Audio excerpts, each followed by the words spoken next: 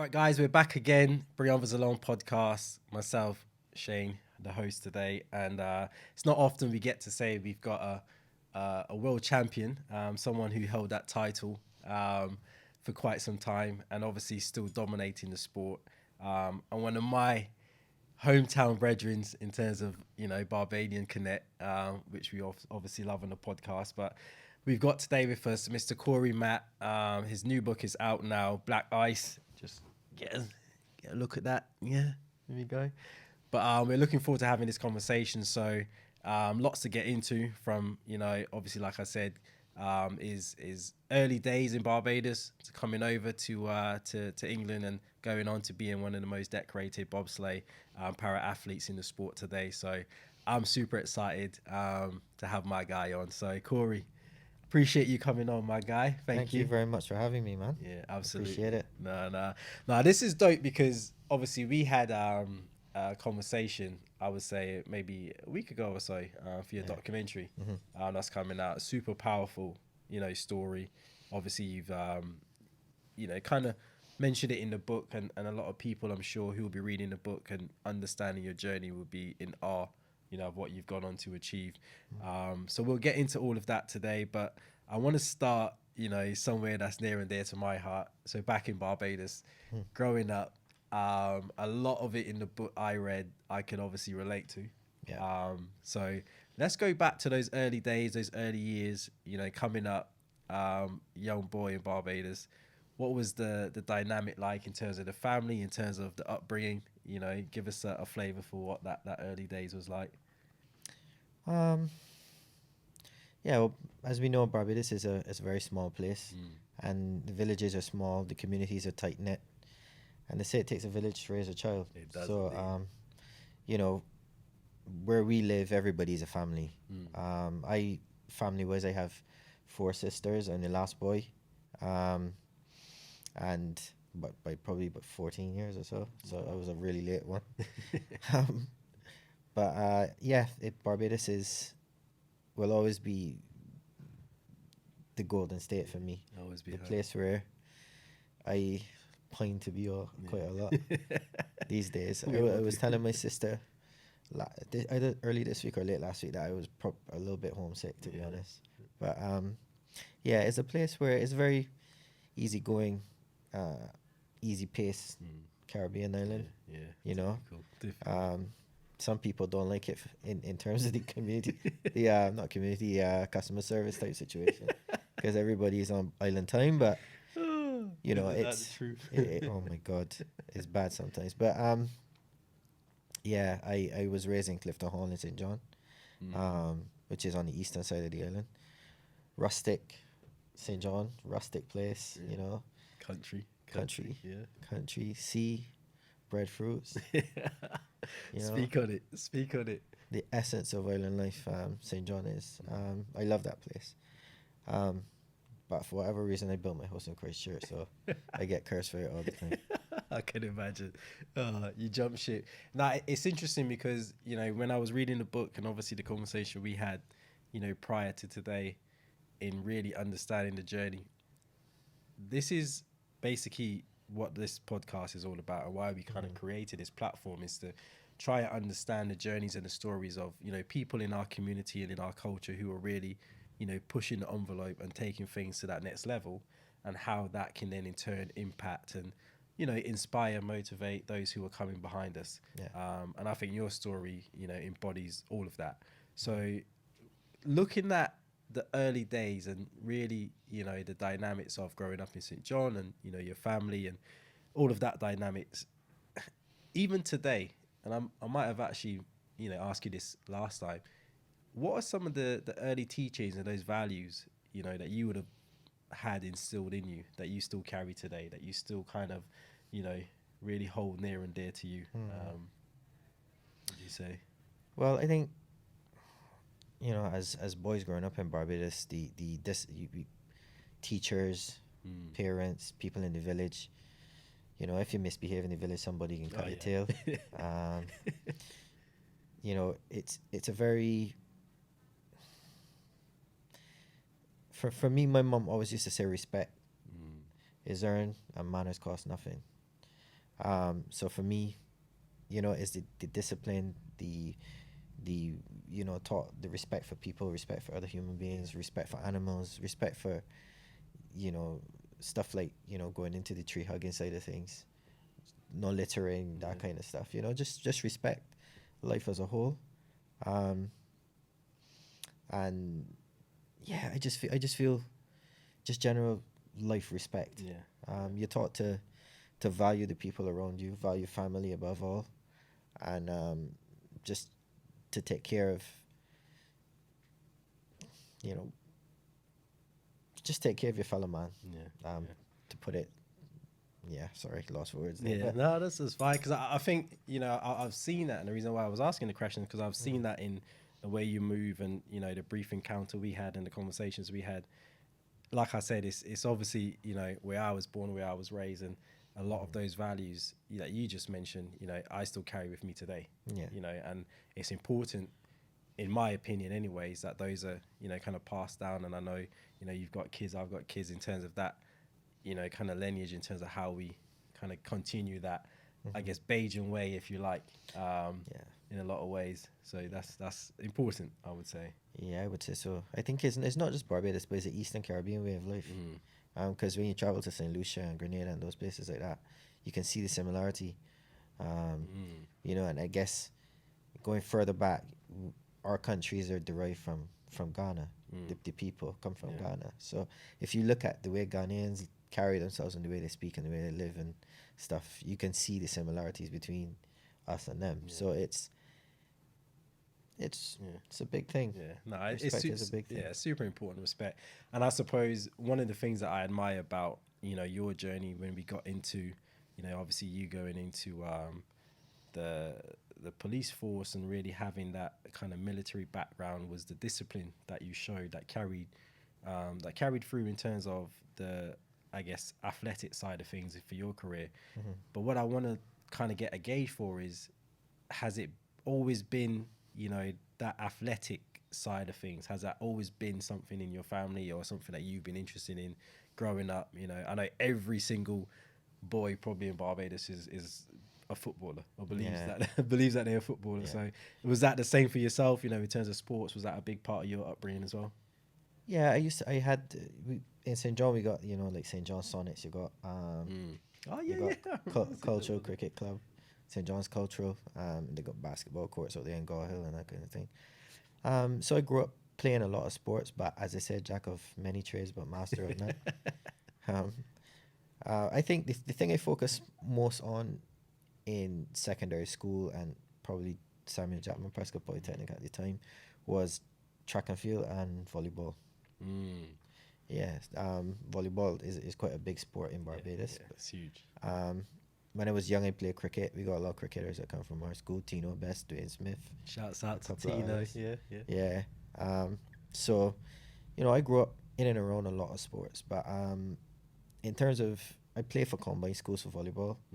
And I ran for the school, Garrison School, in the school sports and different things. But I was never really, like a world-class athlete or close to being anything like that. I was running against people like Obadeli Thompson and them. So, ooh, yeah. He was long day. The boss at the time. long day. Yeah. So, yeah, I don't think, it's just something that I loved, and it's something that, like we're kids today are raised on PlayStations and iPads. We were raised on the outdoors, climbing coconut trees and running to the beach and swimming and that kind of stuff. Yeah, just running all over. Outdoors activities. So I guess from that perspective, I was active, but never really a world class or world beater in anything. Yeah. Now it's interesting because it would actually be something now that today, present day, you do at the highest level, and obviously you do quite well. Like I mentioned at the top of the show, world champion in 2018, and you've gone on to win, I think it's over 32 medals or something like that throughout your career. So very decorated in that respect. So to hear you say you weren't really, an athlete back in the day, I'm like, you're doing all right. You're doing all right now. But before we get into that, because your journey, I think, is one of those ones where when you really understand, your story and kind of the path that you took to get to where you are now, there's an innate appreciation straight off the bat, for me especially, because I know personally how hard it does take in terms of being a world-class athlete. What that work you need to put in, you know, when you're training every day, you're sacrifice, dedication. Oh, it's insane.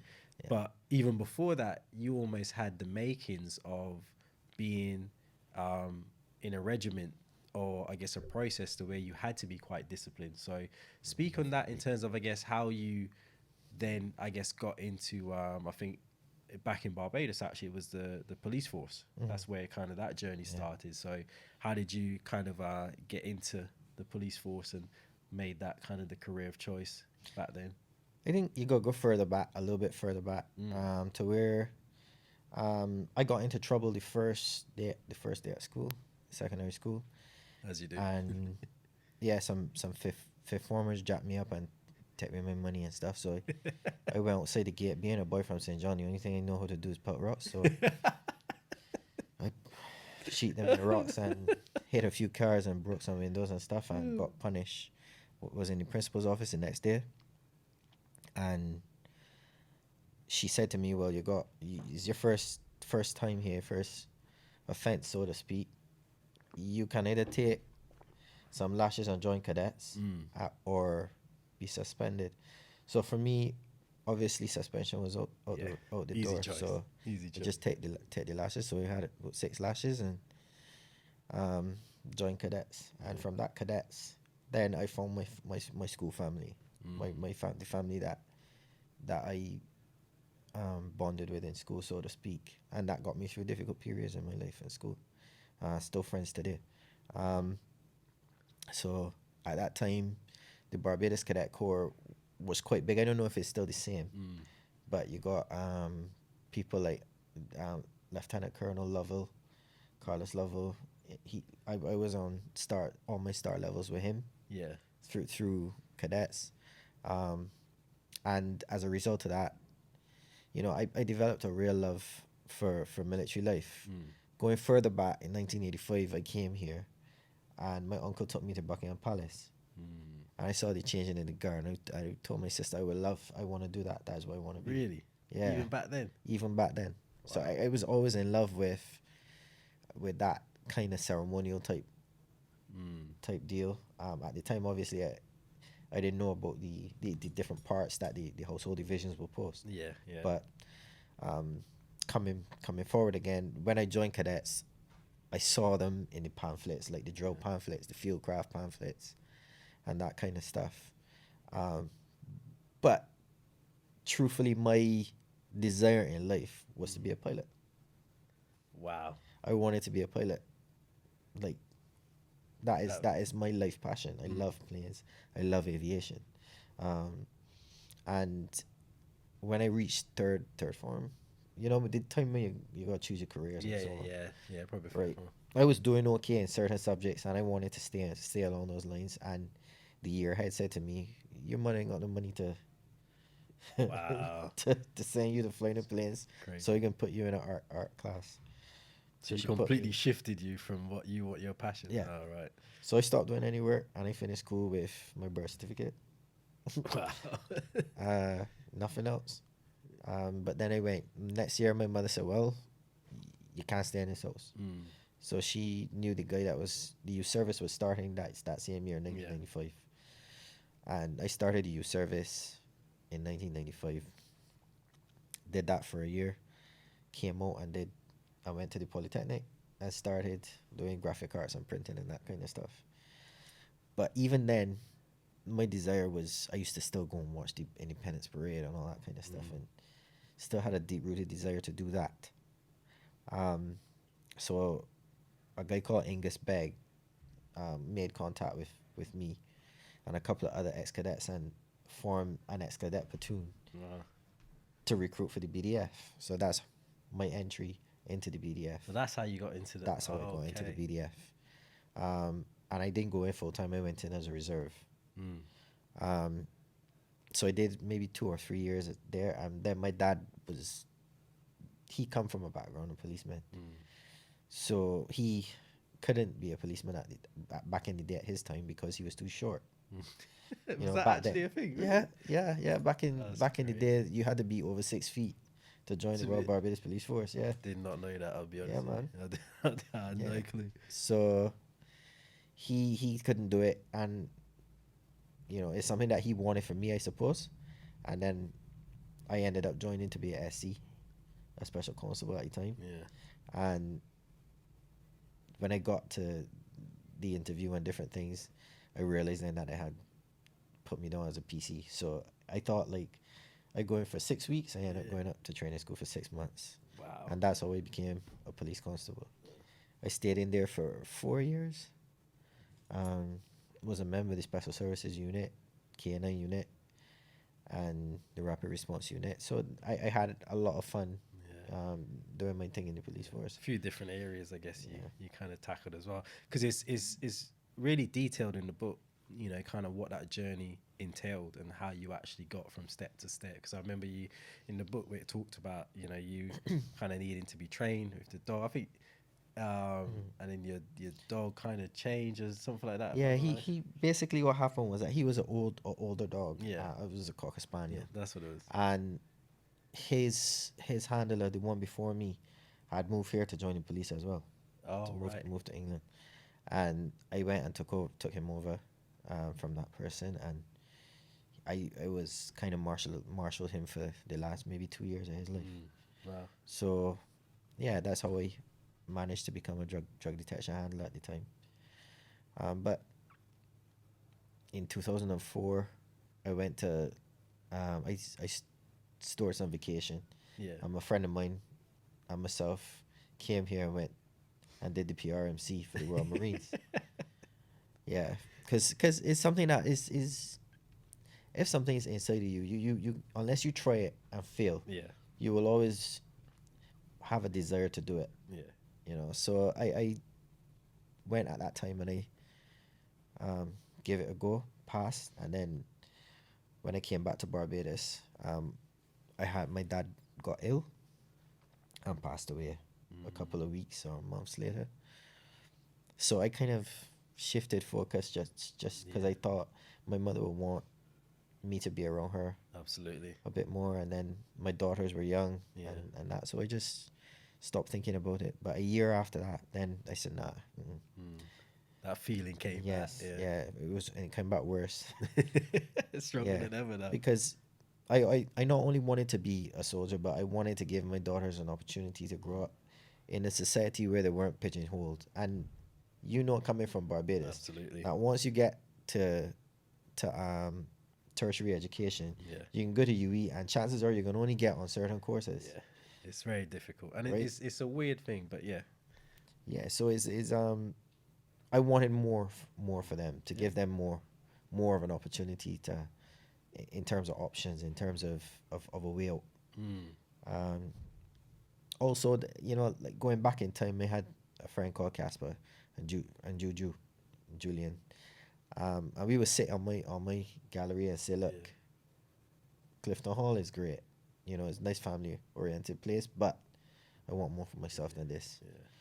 Yeah, you're bigger than your surroundings. You're bigger Yeah, than your you environment, you gotta especially if want that's more. the mindset, you know, that you guys had back then. So, and I mean, there's a lot that you've just mentioned in terms of that period of time. You know, with from that kid that saw the changing of the guards back then to actually taking the leap to then go and do the test and actually, you know, be successful, and being able now to see that, you know, to fruition.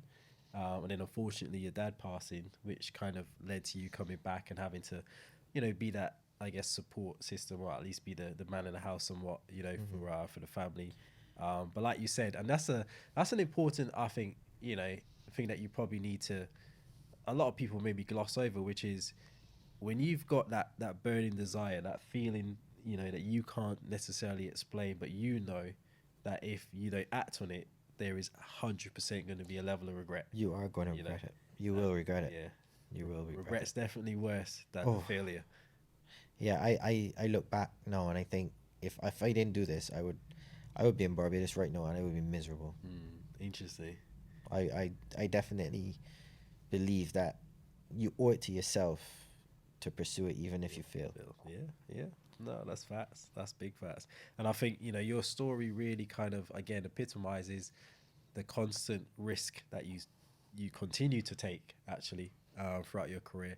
And we'll expand on that a bit more. But, just going back to, when that incident happened and now you're having to come back to Barbados after, seemingly taking a step forward closer towards, the opportunity that you worked hard to get, and you were basically right there with your dad passing.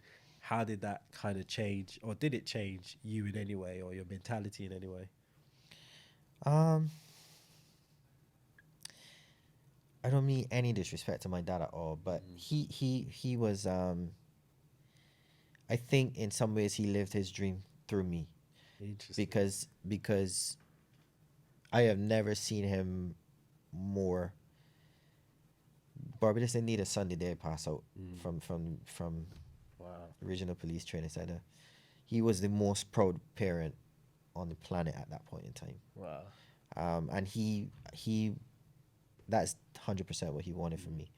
But the reality of it is that as parents, sometimes we can set our kids back by trying to get them to do what we want them to do rather than letting them follow their own path, so to speak. We can provide the opportunity for them to be everything that they want to be. Yeah.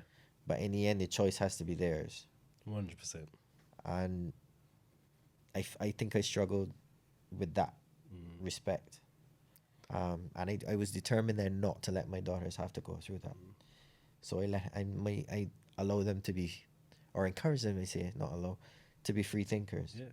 To and not just that, but not to be afraid to change at any point in your life. Yeah. Because the reality of it is, I would rather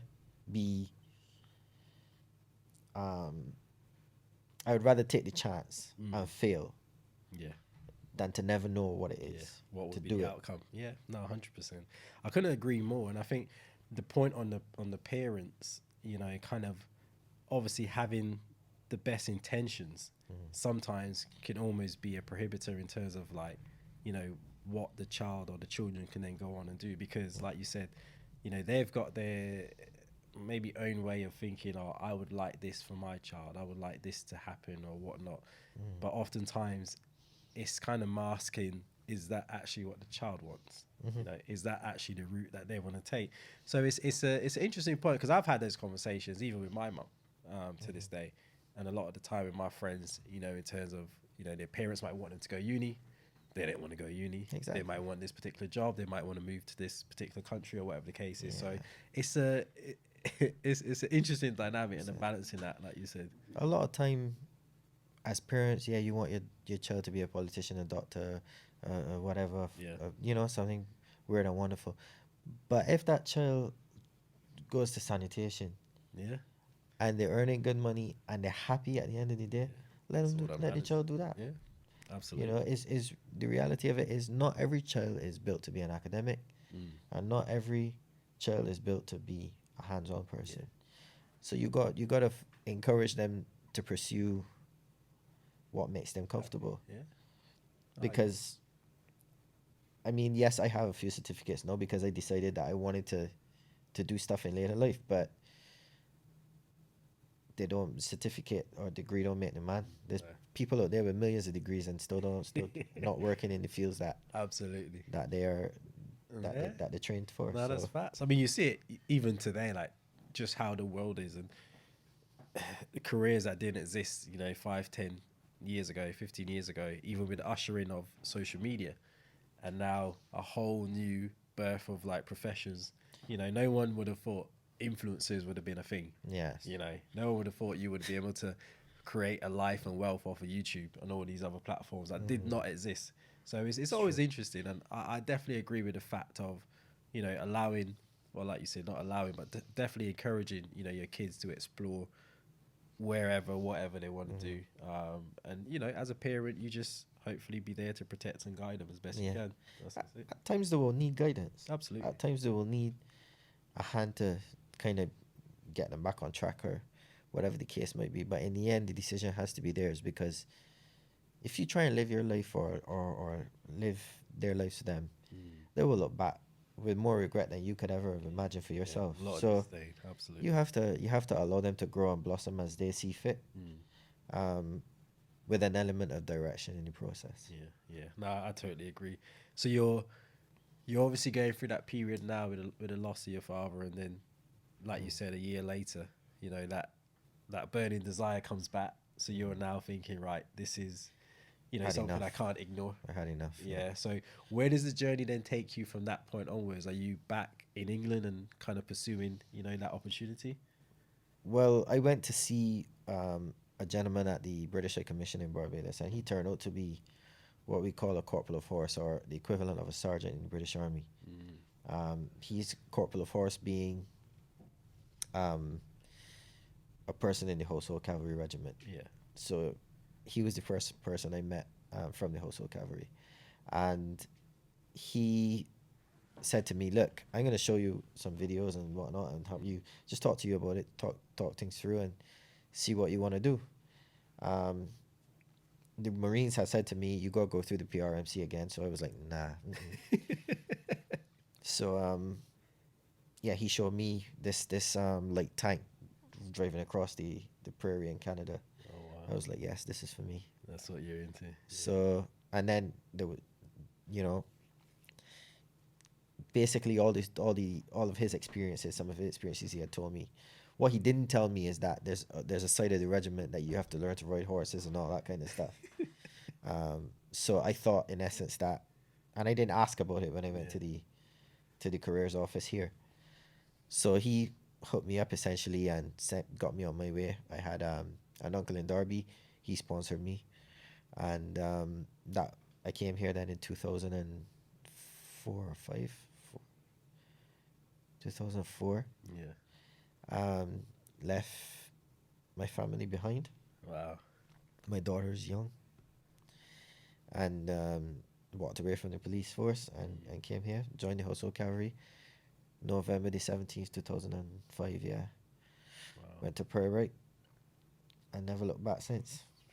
And the rest is history, as they say. Yeah. But it's I think that level of sacrifice, you know, is something that you documented about in the book, and just kind of really charting the journey for you to show that each and every step of the way. And this is actually something that, because we've had, you know, a few athletes on the show, some ex-pros and footballers and whatnot, and the journey and the heights that they've reached is never straightforward, number one, but it's never without sacrifice. But like you said, you know, 100%. leaving your family behind, kind of taking that, what you could probably perceive back then as just a leap of faith, that this all works out. You know, obviously you're willing to put in the work and whatnot, but at the end of the day, it's literally like, I hope, you know, this goes according to plan. I hope this works out the way I want. So what was it that, I guess, at the time was going through your mind to make you really confident or really assured that, right, this is now the journey that I'm on, this is what I'm committed to? Well, I had a few experiences in the police back home that made me determined to leave. And then I thought to myself, you're 24 years old now. Whatever you do, this is it. Yeah. So I thought to myself, I got nothing to lose and everything to gain. Yeah. So for me, I just left, and I became tunnel vision, like seriously tunnel vision. And in the end, I was still fit enough to go back to the Marines, but I thought to myself, maybe that's not for me. Let me go and try this, you know. So yeah, I just thought, you know, just keep your head down and keep moving. Yeah. And the rest, whatever is to be, will be. Yeah. I guess put faith in God and move with purpose. That's you know, true. that's one of the things I always say. So now you're in, you know, the Household Cavalry, and you're actually to that point now where you are seeing the hard work, the commitment, the sacrifice. You know, the journey is clear, or at least the vision is clear in terms of how you can go on and progress.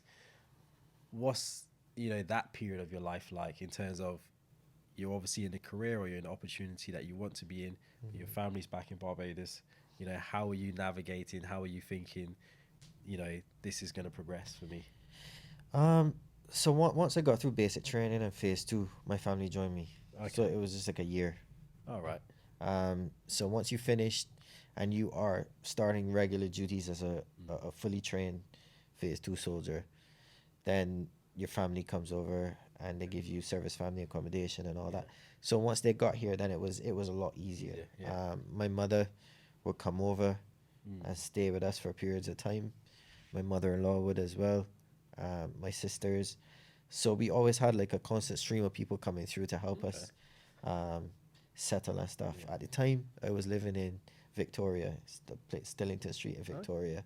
That's where our service family accommodation was. Mm. So we were like in the middle of central London, brand new, and just exploring life together as a young family. That's So amazing, man.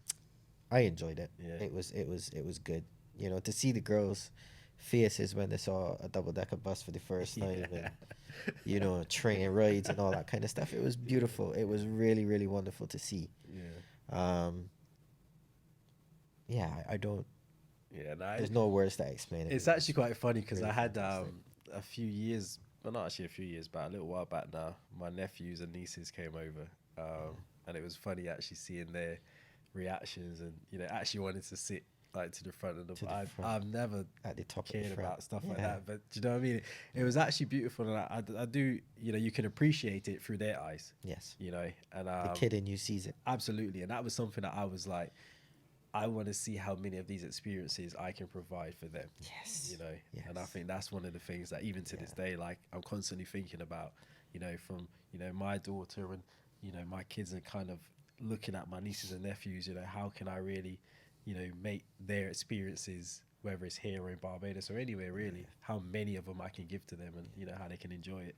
Yeah. Not slating the way we were raised or the communities that we grew up in, but back in Barbados, I could go back there now and I could see a range of people that I grew up with, all in the same place and not advancing. Yeah. And Yeah. I always thought to myself, I don't want that for myself. Yeah. Yeah. You know, you could go and you could get a job at Braden's and Yeah. That's a or mindset, KF actually. Shepherd or whatever. It is a mindset. You go want more for yourself. So I want them to want more, Yeah. Yeah. and I encourage them, push them, gently nudge them. Yeah. Just Just in the right direction. want more. Yeah. Yeah. Just want more. I think you're absolutely right, and Don't limit yourself. I guess I've kind of seen that with some people that I know myself, and I often think, and you probably might be able to relate to this, why is it I think the way I think? Why is it these are the things that I'm pursuing, I'm going after, but these guys who I class them as my friends or people that I definitely knew and grew up with or whatever the case is, why they don't see things that way? Do you know what I mean? Like it's Complete. yeah, it's definitely the mindset, and I think that's super important, because it doesn't matter how well you see it, how clear the vision is for you. If someone else doesn't see it that way, then If you look back at, say, like the generation before ours, Mm. for instance, the mindset was completely different. Yeah, They didn't want much. 100%. They really didn't want very much. content with. They were very yeah. content with little or nothing, Mm. or not nothing, but little. Yeah, And if you thought outside of that, it was kind of frowned upon in a sense, because like, you want this, but you know that kind of Yeah, thing, right? Yeah, no, you're absolutely right. And it's not that they're consciously doing it. It's because they actually actively can't do it Mm. because of the mindset Yeah. that they have. And you have to consciously decide at some point in your life, I want more for myself than this. Yeah, yeah. You've Like gotta you said, decide. you have to decide. You have to decide it. Yeah. And you can't just decide it and sit back. Mm. You got to decide it and actively go for it. Yeah, yeah. Put some actions behind Yeah. those words. Yeah. No, I fully agree. It's funny just hearing you saying that, because so much of that resonates, with me on a level that's quite deep, because these are conversations, even like we're having now, and kind of how this show kind of came about. I was having these conversations regardless with like my close friends and people that are in my circle, and it was always, very frustrating, I would say is the word I would use, to like be thinking a certain way and maybe wanting certain things, and people who would probably not be thinking that way, or maybe not you know, in any shape or form, have any desire, they'll be like, oh, why would you, you know, that's not something that is for you, or, you know, those kind of conversations. And it would always be like, why? I can tell you something though, right? Speak on it. Everybody wants you to do well, but not better than them. That might be the truth. That might be the truth. It's true. They will say, oh, I want the best for you, I want this for you, but they don't want you to do better than them. So if they realize that you excel in, and your mindset is taking you in a place that they're not, they can pull you down. Yeah. That's why it's so important, the people around you. Like, even to this day, you know, the circle is pretty much a triangle at this point. Exactly. But it's one of those things where I audit this stuff very, very closely, because I need that energy around me when I'm coming up with these outrageous ideas or things that I'm just saying off the cuff, you know. And some of it may absolutely be like just crazy to even think, but nonetheless, the people around me, you know, they're just as crazy, they're just as focused, they're just as, you know, wanting more and thinking more in abundance rather than scarcity. And I think that's something that probably, like you said, our generation or generation before us, and probably in our community as well, you know, that's unfortunately a place from where a lot of people, you know, start, or at least they come from. It's like, oh, there's not enough out here for us, or, you know, this person is getting too much, and I'm not getting mine. So yeah. There's a my mother and father always used to talk about looking to the side rather than looking forward. Right? You side looking somebody and looking at what they're doing rather than looking at where you need to be. And you can't, you will never get anywhere looking sideways. You can move laterally, but you ain't gonna move forward. So for me, my thing is, like, never in a million years would I believe I would be sat here doing a podcast with you talking about these things or whatever the case may be. Because often we sit and think about it and think, oh, I wonder if, rather than actively seeking it out and that kind of stuff. And I guess, in a sense, is who you know as well. Yeah. And my circle is full of positivity. I hate negative people around me. I cannot stand it. It's difficult, man. It's draining. It sucks you of life. So for me, I am very, very picky and very careful with the people that I have around me and around my children. That's super important, you know. And I guess on that, because you've detailed a few people along your journey that was, you know, quite instrumental in helping you kind of get to these different levels and next phases in life. Now you're in this, you know, new space. Family's obviously over. You mentioned, actually, I wanted to ask you, because I'm not sure if I asked you this last time, with your mum seeing you kind of progressing, and now I guess, you know, I'm assuming at this point, obviously, you know, she's back in Barbados on her own, or obviously she's got your sisters, etc. What was her, you know, kind of take on you now moving away and starting this journey with your family, and, you know, being in England and they're back in Barbados?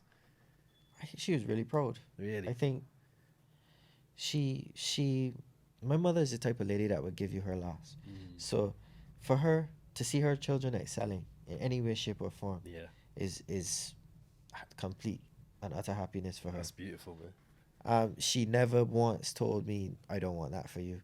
She said, if you feel you can make it happen, if you feel you can make it work, go for it. Go for it. Go for it 100%. And be mindful. You might want things, but God might not want them for you. Yes. And if somebody, if you are, you have to be mindful of the fact that what you want may not necessarily be it's desirable for you, but it's not necessarily the thing that is set out for you. So you might go and you might have relative success in that thing, or you might fail in that thing, but it might open the door for the thing that really and truthfully you're meant to be doing or meant to have.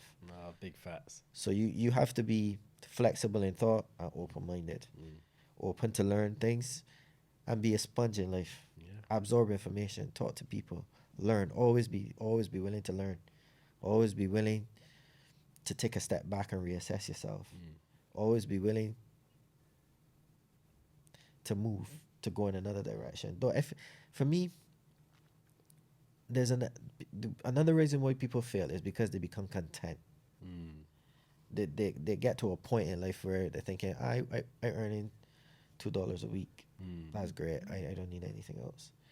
Look forward, because there's a cartoon picture I saw on Facebook or whatever some time ago, and the father was doing something, and when he looked back, the cubs were looking. So if you are one of these people that settles for the bare minimum, you gotta be aware that your children looking at you, and they can settle for the bare minimum too. Through osmosis, that's how they learn. That's how they pick up on things. So for me, you have to be ever evolving, always willing to learn, always willing to keep moving forward, and always want not necessarily more than your fair share, but always be willing to learn and go for something else. Be ambitious. There's nothing wrong with being ambitious. Absolutely not. And that's why, I almost got super excited, kind of just, like I said, reading the book and just having a chance to sit down with you, because I didn't tell you this when we were doing the documentary, but I just felt super proud, because here's a guy who I've probably got more in common than most people that you probably interact with on that day, coming from the same place, growing up, even though St. John, St. Michael, kind of, growing up in Barbados, whatever, and to see what you've achieved, it put an extra battery in my back.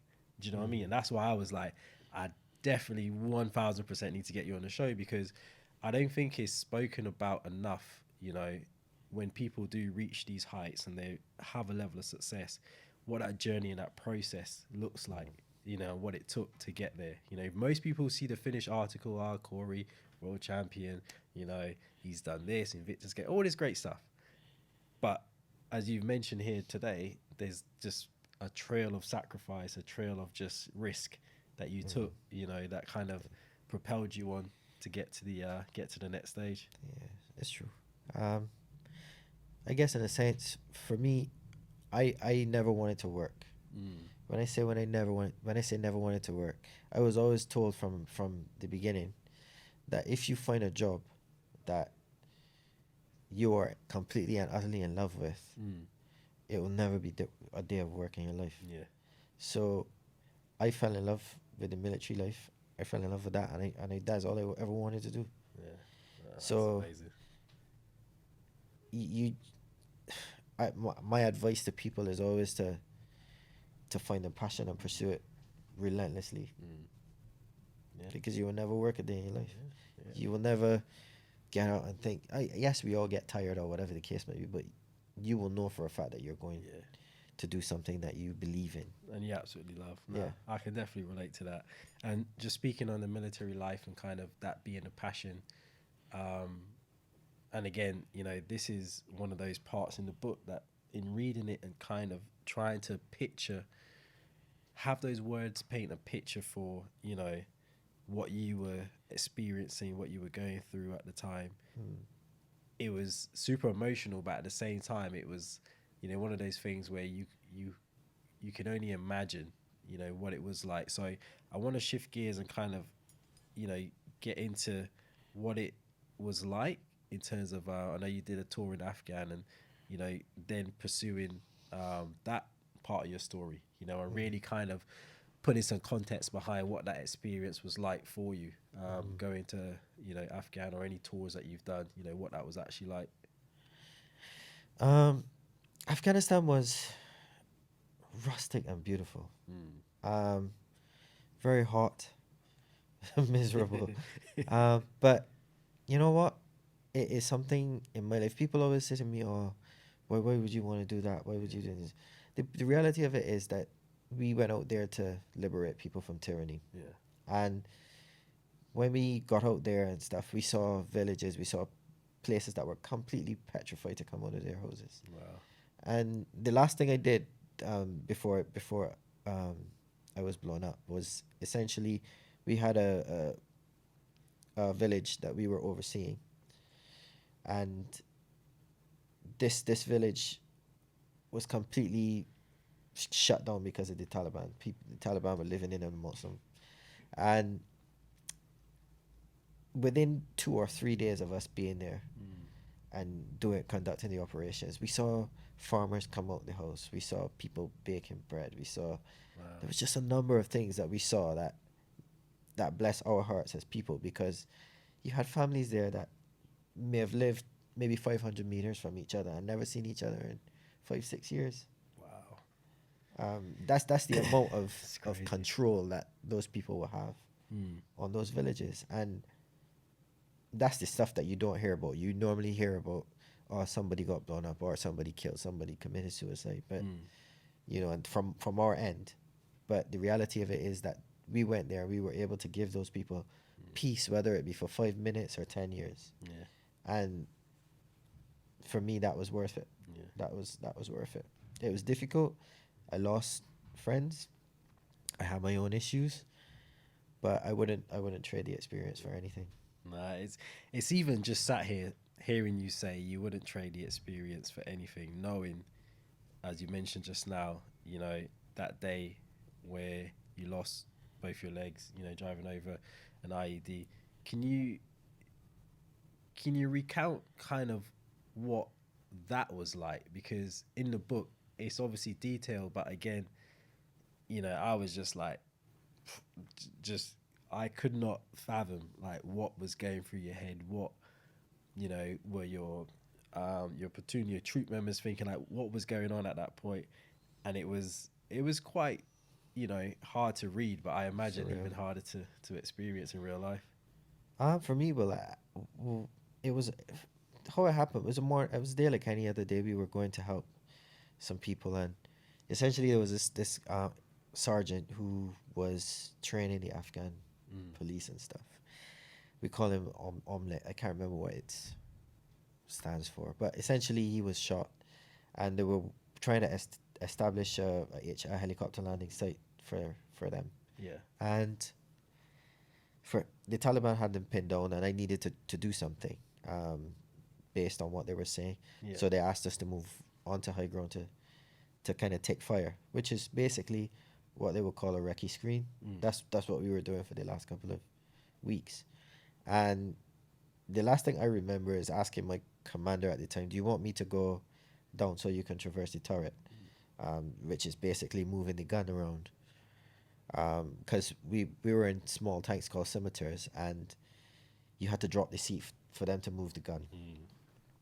And he said, no, I'm turret surfing, which was, turret surfing is when you were sitting outside of the vehicle, like on top of it. Wow. So that if the IED goes off, you will get thrown. You won't get caught up in the aftermath of it.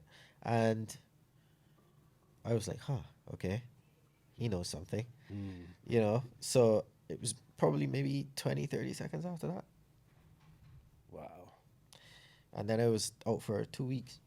2 weeks. Yeah. When I got up, or when I started to come to myself, it was difficult because I was allergic to my blood was poisoned. I was allergic to morphine, and they were giving me more morphine than I actually needed. Wow. And you know, everything around me was a mess because I could hear stuff as if I was still in Afghanistan.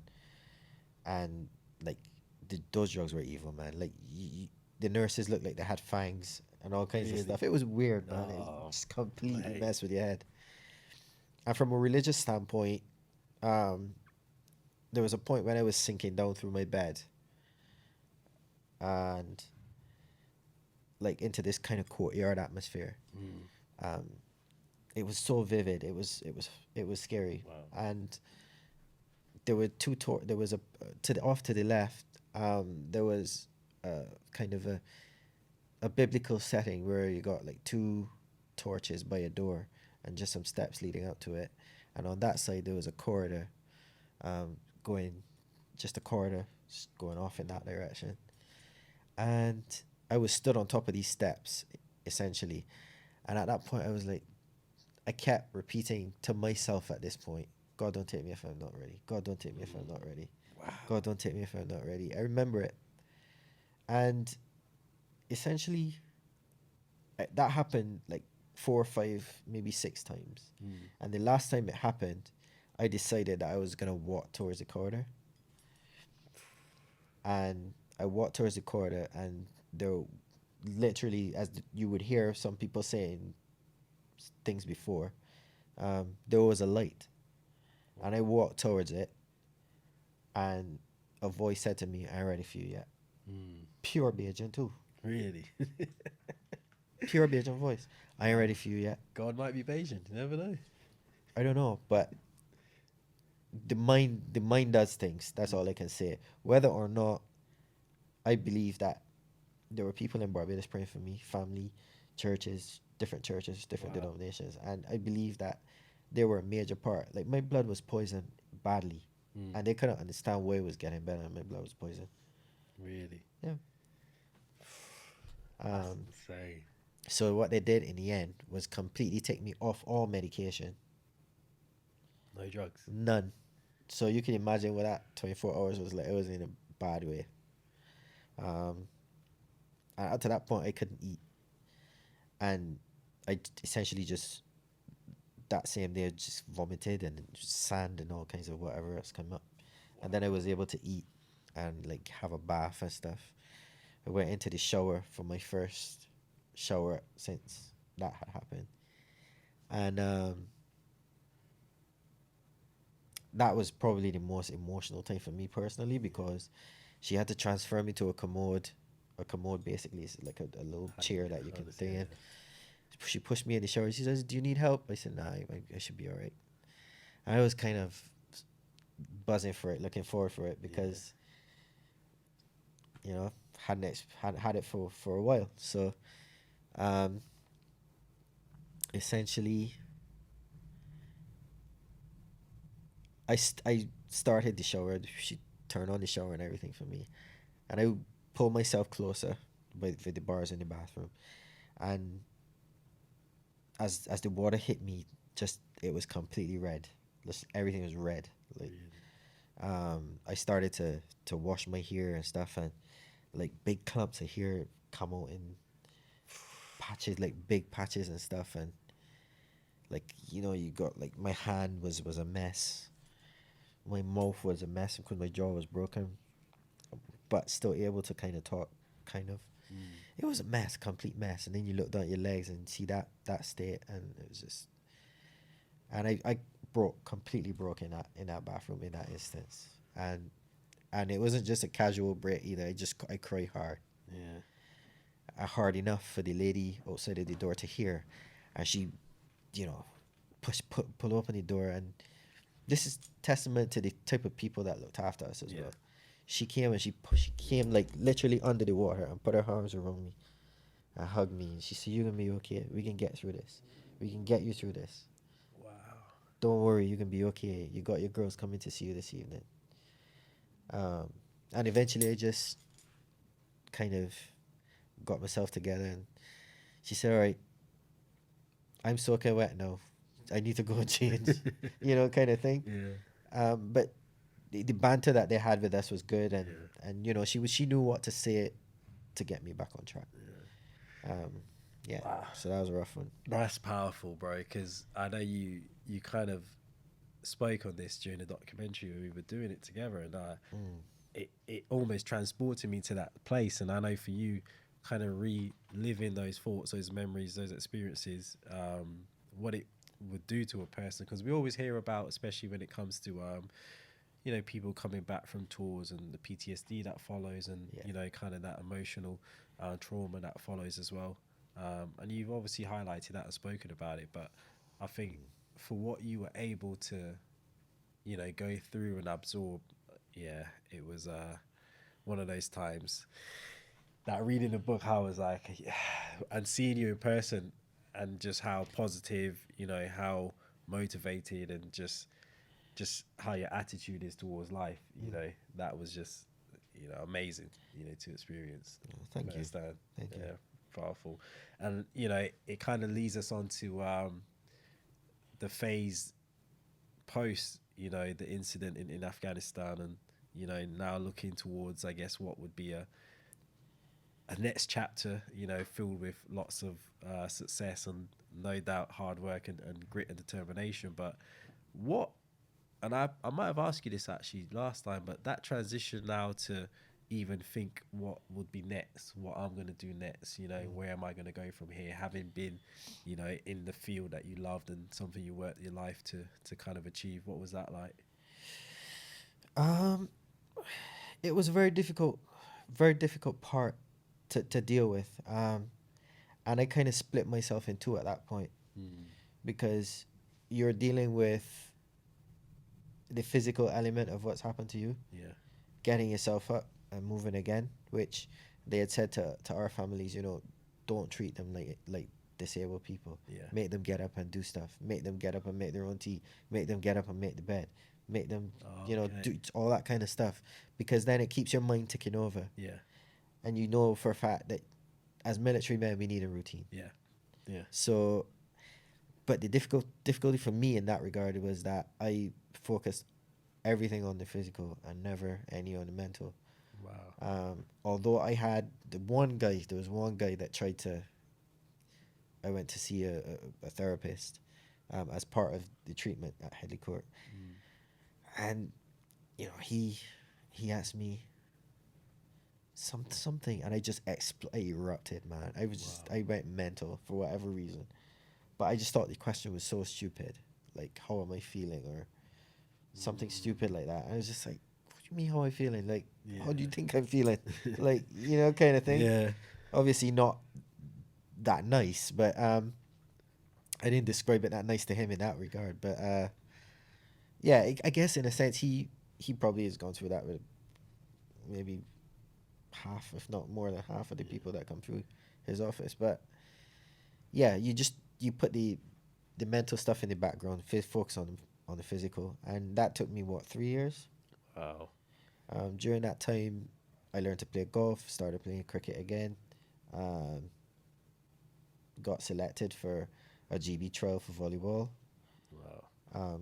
made the team for the European Championships in 2013, um, and got introduced to bobsleigh. Yeah. Which is, you know, one of those things that, and again, just everything you've mentioned there, I'm just in awe of kind of how you were able to pivot, although it came at a cost, like you mentioned, you know, because the emotional side of things wasn't at the forefront or wasn't, you know, really handled. It was more thinking on the physical and looking after your body, etc., and looking Yeah, after what's going to go next. But yeah, as you mentioned, you know, that came kind of crashing back, you know, of course, kind of later, which is, you know, something that we all go through, and I guess it's, you know, how you deal with it mentally. But like you said, bobsleigh, I never in a million years would have thought I would have met a Bajan who was, yeah, doing bobsleigh, and all the jokes started flying, you know, yeah. the Kiss my lucky yeah, eye. all that kind of stuff. Yeah. So why, after all those different, you know, sports and the ability you obviously had to kind of pursue those, why bobsleigh? Why was that kind of something that you kind of just pursued? That's a good question. I think because the vehicle we drive is the scimitar vehicle that we drove is two sticks and you pull them. Yeah. Bobsleigh is two what they call D rings Okay. on two bungee cords, and you pull them to manipulate it. Mm. So it's similar in that regard, but they felt that I had the hand-eye coordination to deal with Yeah. it and to be good at it. And they also know that I take instruction where sport is concerned or whatever the case might be. The other part of it is that some of us are born with a sporting IQ. Mm. So it's like, for instance, reading ball flight, for instance. Yeah. You can read ball flight, like some reading ball flight, any ball flight comes natural to me. Wow. So I used to be a wide receiver for Barbados Really? in when we had an American football league in the Caribbean. Oh wow. All kinds of stuff. So I learned like ball flight. I learned how to manage, like pace yourself in races and Yeah. all kinds of little different things. So it adds to your sporting IQ Yeah. in that regard. So he felt that I had that. Yeah. I obviously at the time didn't know I did Oh wow. until it was explained to me in detail. and they took me to. He asked me if I wanted to try it, and my first reply to him was, "I've broken enough already, boss." So no, It's a no from me. no. But he came back a little bit later and he said, "Look, I think this is something that you would really be good at. Yeah. So do you want to give it a go?" I said, all right. So I went off to Calgary in 2014, Yeah. and they put me in a 2-man sled. Not even a one that was protected like the other ones, because some of them had roll bars on them. Yeah. Mine was just a normal 2-man sled, Wow. and they put me in it and just pushed me off, And that was it. and that was it. That's crazy. To even just now understand kind of how, the entry level for you. Like, it wasn't like, oh, I'm gonna study, I'm gonna practice, I'm gonna do. It was like, right, get in, go. Yeah. You know what I mean? And But I didn't go from the top. I went from the middle. What they'll do is like, like an equestrian or whatever else. They'll walk the course first. Oh, okay, gotcha. So you walk the course, and then, but realistically, you walk it, but you don't. At that point, you don't really remember half of what the coach is telling you. So what you do is try and remember which way the corners go. Yeah. So that you're not turning right when you're meant to turn left, because that's you pain. out of there. That's pain there. So that's essentially what happened. Oh, They just put me in. The coach said, "Look, I have faith in you. I have faith that you can do this." Yeah.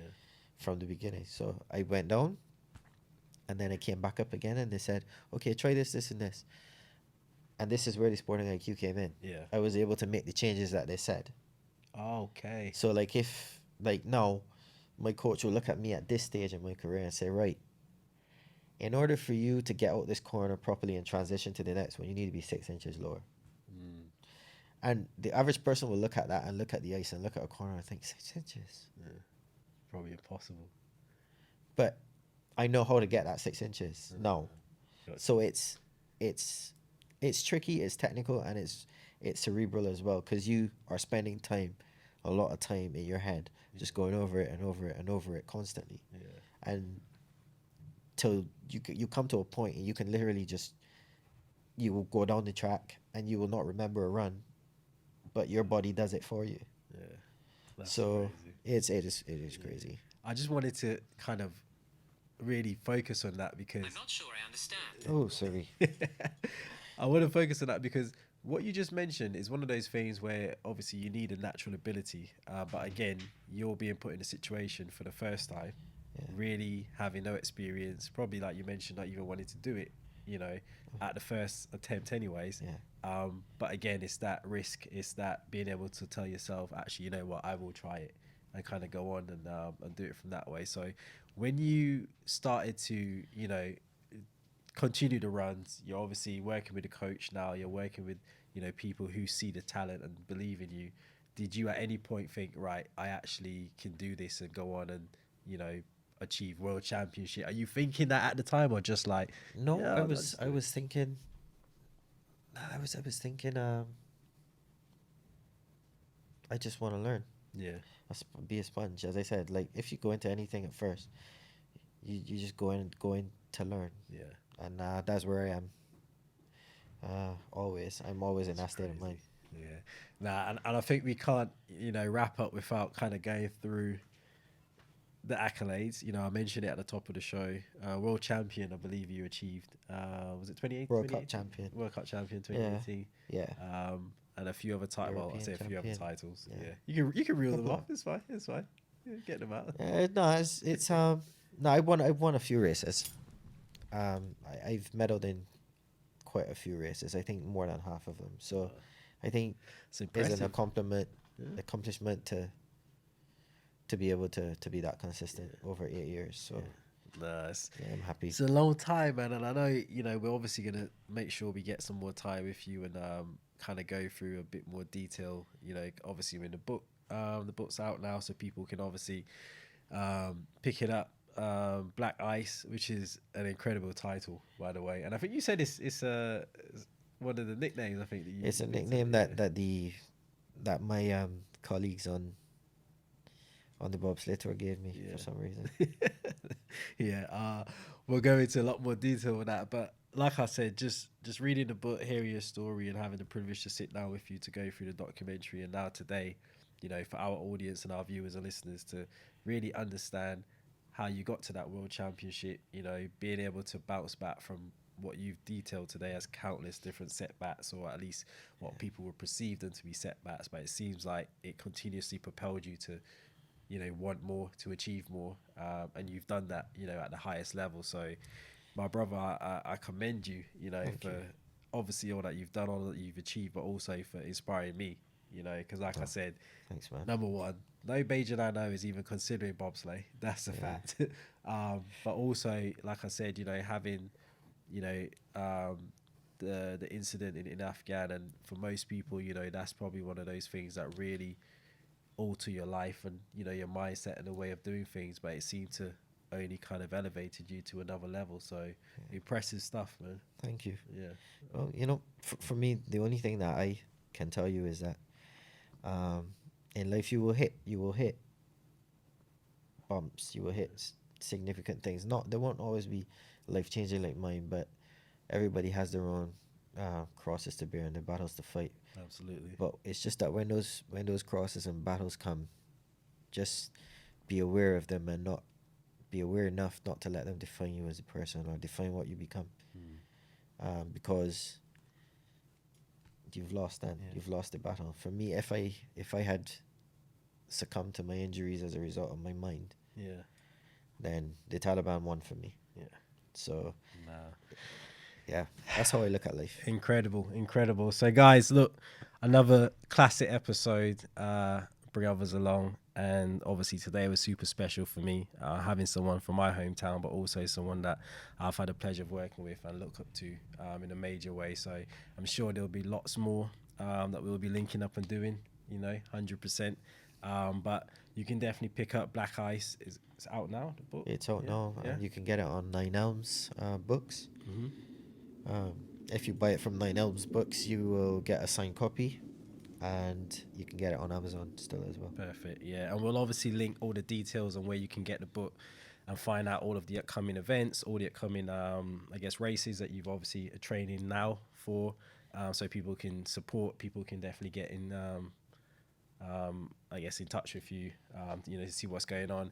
And on the show, just to wrap up, we've got a tradition, which is, in sticking with the theme of bring others along, it's just like yourself sat here today and really giving an absolute masterclass, in terms of, I think anyways, grit, determination, just taking risks, sacrificing to achieve what you've achieved. Anyone that you can think of that you want to bring along and recommend to the viewers, to the audience, to come on and speak to us, to share their journey, share their stories, people who are in your circle or people that you're aware of or might be in your network. Feel free to shout it out on camera. We'll definitely pursue and hassle them, I'm sure. But, anyone you can think of. Kind of put you on the spot now, but Yeah.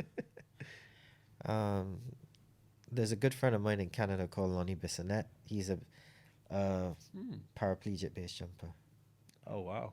Yeah, he jumps off buildings in a wheelchair. Wow. Yes. Really? Yes, he is bona fide loony. But you know what? You will not get a better. He is an inspiration to me personally. He's my travel buddy as well. We travel together. Yeah. But yeah, he got injured base jumping, and I think he got a couple of the vertebrae in his back broken. He's not complete, but yeah, he jumps off buildings in a wheelchair and bridges.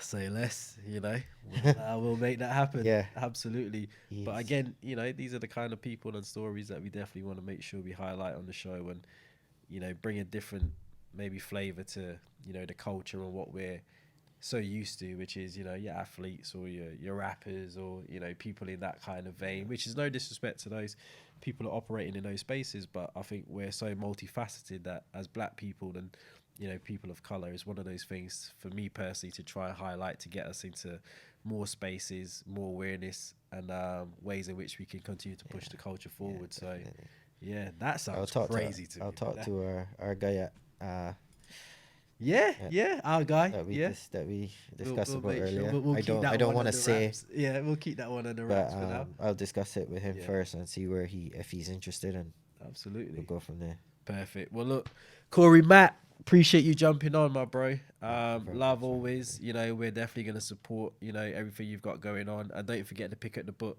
Black Ice out now. All the details will be in the show notes. And yeah, until next time, till next week, we'll catch you guys then. Peace.